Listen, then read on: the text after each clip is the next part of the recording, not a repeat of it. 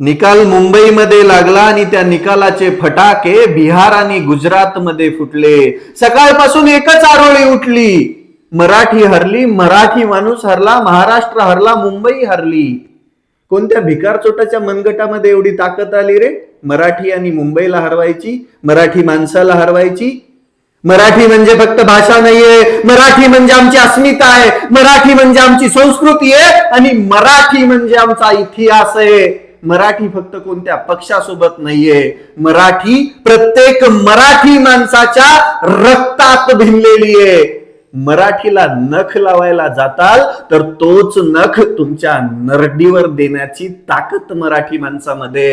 आजपर्यंत या मराठीवरती, महाराष्ट्रावरती कित्येक आक्रमण झाली आहेत, पण त्या प्रत्येक आक्रमणाला मराठी माणसाने तलवारीच्या पात्यावरती झेललंय आणि त्या आक्रमणाला याच मातीमध्ये गाडलंय. त्यामुळे ही आरोळी उठूच नका. मराठी हरली, महाराष्ट्र हरला. आपलेच गद्दार आहेत. महाराष्ट्राला आणि मराठीला कायमस्वरूपी एकच श्राप आहे, तो म्हणजे आपलेच गद्दार.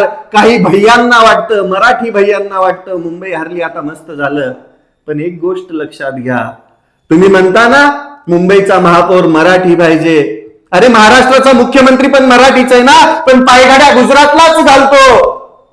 मुंबईचा महापौर मराठी होऊन काय करणार आहे? नाही नाही नाही नाही. या महाराष्ट्राचा मुख्यमंत्री, मुंबईचा महापौर आणि त्या प्रत्येक ठिकाणच्या पदावरती फक्त मराठी माणूस नाही तर मराठी अस्मितेसाठी, मराठी माणसासाठी प्राण लावणारा माणूस बसवावा लागेल.